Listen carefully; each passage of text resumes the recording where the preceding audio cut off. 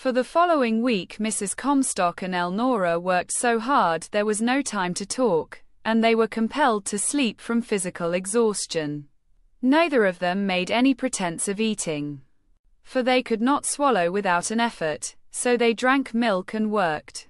Elnora kept on setting bait for catacole and sphinginae, which, unlike the big moths of June, live several months. She took all the dragonflies and butterflies she could, and when she went over the list for the Man of India, she found, to her amazement, that with Philip's help she once more had it complete save a pair of yellow emperors. This circumstance was so surprising she had a fleeting thought of writing Philip and asking him to see if he could not secure her a pair. She did tell the bird woman, who from every source at her command tried to complete the series with these moths, but could not find any for sale. "I think the mills of the gods are grinding this grist," said Elnora, "and we might as well wait patiently until they choose to send a yellow emperor." Mrs. Comstock invented work. When she had nothing more to do, she hoed in the garden although the earth was hard and dry, and there were no plants that really needed attention. Then came a notification that Elnora would be compelled to attend a week's session of the Teachers' Institute held at the county seat 20 miles north of Onabasha the following week. That gave them something of which to think and real work to do. Elnora was requested to bring her violin. As she was on the program of one of the most important sessions for a talk on nature work in grade schools, she was driven to prepare her speech, also to select and practice some music. Her mother turned her attention to clothing. They went to Onabasha together and purchased a simple and appropriate fall suit and hat, goods for a dainty little colored frock, and a dress skirt and several fancy waists. Margaret Sinton came down and the sewing began.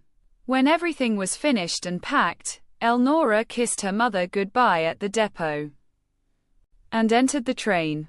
Mrs. Comstock went into the waiting room and dropped into a seat to rest. Her heart was so sore her whole left side felt tender. She was half starved for the food she had no appetite to take. She had worked in dogged determination until she was exhausted. For a time she simply sat and rested. Then she began to think. She was glad Elnora had gone where she would be compelled to fix her mind on other matters for a few days. She remembered the girl had said she wanted to go. School would begin the following week. She thought over what Elnora would have to do to accomplish her work successfully. She would be compelled to arise at 6 o'clock, walk 3 miles through varying weather, lead the high school orchestra, and then put in the remainder of the day traveling from building to building over the city, teaching a specified length of time every week in each room. She must have her object lessons ready, and she must do a certain amount of practicing with the orchestra.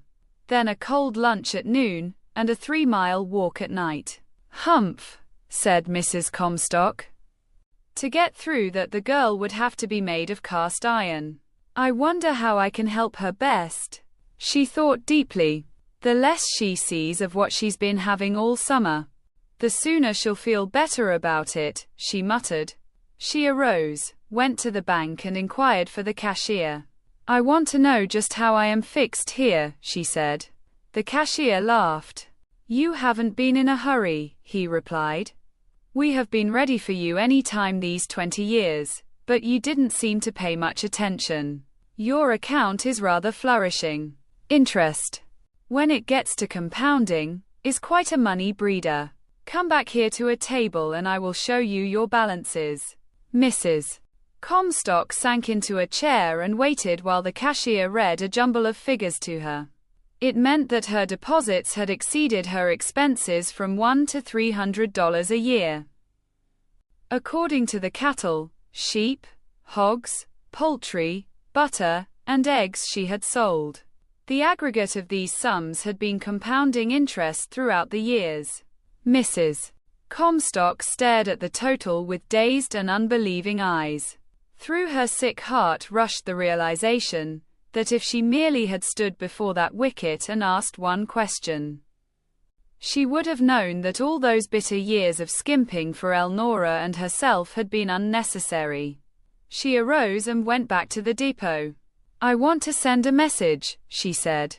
She picked up the pencil, and with rash extravagance, wrote, "Found money at bank didn't know about. If you want to go to college, come on first train and get ready." She hesitated a second and then she said to herself grimly, "Yes, I'll pay for that, too," and recklessly added, "With love, Mother." Then she sat waiting for the answer. It came in less than an hour. "Will teach this winter. With dearest love, Elnora." Mrs. Comstock held the message a long time. When she arose she was ravenously hungry, but the pain in her heart was a little easier. She went to a restaurant and ate some food, then to a dressmaker where she ordered 4 dresses. 2 very plain everyday ones, a serviceable dark grey cloth suit, and a soft light grey silk with touches of lavender and lace. She made a heavy list of purchases at Brownlee's, and the remainder of the day she did business in her direct and spirited way. At night she was so tired she scarcely could walk home, but she built a fire and cooked and ate a hearty meal. Later she went out beside the west fence and gathered an armful of tansy which she boiled to a thick green tea. Then she stirred in oatmeal until it was a stiff paste. She spread a sheet over her bed and began tearing strips of old muslin. She bandaged each hand and arm with the mixture and plastered the soggy, evil-smelling stuff in a thick poultice over her face and neck. She was so tired she went to sleep, and when she awoke she was half-skinned. She bathed her face and hands, did the work and went back to town, coming home at night to go through the same process. By the 3rd morning she was a raw even red. The 4th she had faded to a brilliant pink under the soothing influence of a cream recommended. That day came a letter from Elnora saying that she would remain where she was until Saturday morning, and then come to Ellen Brownlee's at Onabasha and stay for the Saturday's session of teachers to arrange their year's work. Sunday was Ellen's last day at home, and she wanted Elnora very much. She had to call together the orchestra and practice them Sunday, and could not come home until after school Monday night. Mrs. Comstock at once answered the letter saying those arrangements suited her. The following day she was a pale pink, later a delicate porcelain white. Then she went to a hairdresser and had the rope of snowy hair which covered her scalp washed, dressed, and fastened with such pins and combs as were decided to be most becoming. She took samples of her dresses, went to a milliner, and bought a street hat to match her suit, and a grey satin with lavender orchids to wear with the silk dress. Her last investment was a loose coat of soft grey broadcloth with white lining, and touches of lavender on the embroidered collar, and grey gloves to match. Then she went home, rested and worked by turns until Monday. When school closed on that evening, Elnora, so tired she almost trembled, came down the long walk after a late session of teachers' meeting, to be stopped by a messenger boy. "There's a lady wants to see you, most important. I am to take you to the place," he said. Elnora groaned. She could not imagine who wanted her, but there was nothing to do but find out, tired and anxious to see her mother as she was. "This is the place," said the boy, and went his way whistling. Elnora was 3 blocks from the high school building on the same street. She was before a quaint old house, fresh with paint and covered with vines. There was a long wide lot, grass-covered, closely set with trees, and a barn and chicken park at the back that seemed to be occupied. Elnora stepped on the veranda, which was furnished with straw rugs, bent hickory chairs, hanging baskets, and a table with a work box and magazines, and knocked at the screen door. Inside she could see polished floors, walls freshly papered in low-toned harmonious colors, straw rugs and madras curtains. It seemed to be a restful, home-like place to which she had come. A second later down an open stairway came a tall, dark-eyed woman with cheeks faintly pink and a crown of fluffy snow-white hair. She wore a lavender gingham dress with white collar and cuffs, and she called as she advanced, "That screen isn't latched. Open it and come see your brand new mother." "My girl." Elnora stepped inside the door. "Mother," she cried. "You my mother? I don't believe it." "Well, you better," said Mrs. Comstock, "because it's true. You said you wished I were like the other girls' mothers, and I've shot as close the mark as I could without any practice. I thought that walk would be too much for you this winter. So I just rented this house and moved in, to be near you, and help more in case I'm needed. I've only lived here a day. But I like it so well I've a mortal big notion to buy the place." "But mother," protested Elnora, clinging to her wonderingly. "You are perfectly beautiful, and this house is a little paradise. But how will we ever pay for it? We can't afford it." "Humph. Have you forgotten I telegraphed you I'd found some money I didn't know about? All I've done is paid for. And plenty more to settle for all I propose to do." Mrs. Comstock glanced around with satisfaction. "I may get homesick as a pup before spring," she said. "But if I do, I can go back. If I don't, I'll sell some timber and put a few oil wells where they don't show much. I can have land enough cleared for a few fields and put a tenant on our farm, and we will buy this and settle here. It's for sale. You don't look it, but you've surely gone mad." "Just the reverse, my girl," said Mrs. Comstock. "I've gone sane. If you are going to undertake this work, you must be convenient to it. And your mother should be where she can see that you are properly dressed, fed, and cared for. This is our, let me think, reception room. How do you like it? This door leads to your workroom and study. I didn't do much there because I wasn't sure of my way. But I knew you would want a rug, curtains, table, shelves for books, and a case for your specimens. So I had a carpenter shelve and enclosed that end of it. Looks pretty neat to me. The dining room and kitchen are back, one of the cows in the barn, and some chickens in the co-op. I understand that none of the other girls' mothers milk a cow, so a neighbor boy will tend to ours for a third of the milk. There are 3 bedrooms, and a bath upstairs. Go take one. Put on some fresh clothes, and come to supper. You can find your room because your things are in it." Elnora kissed her mother over and over, and hurried upstairs. She identified her room by the dressing case. There were a pretty rug, and curtains, white iron bed, plain and rocking chairs to match her case, a shirtwaist chest. And the big closet was filled with her old clothing and several new dresses. She found the bathroom, bathed, dressed in fresh linen, and went down to a supper that was an evidence of Mrs. Comstock's highest art in cooking. Elnora was so hungry she ate her first real meal in 2 weeks. But the bites went down slowly because she forgot about them in watching her mother. "How on earth did you do it?"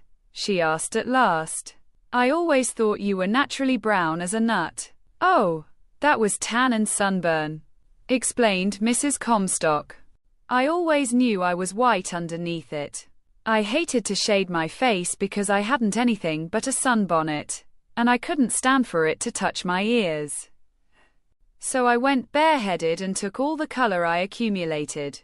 But when I began to think of moving you into your work, I saw I must put up an appearance that wouldn't disgrace you. So I thought I'd best remove the crust.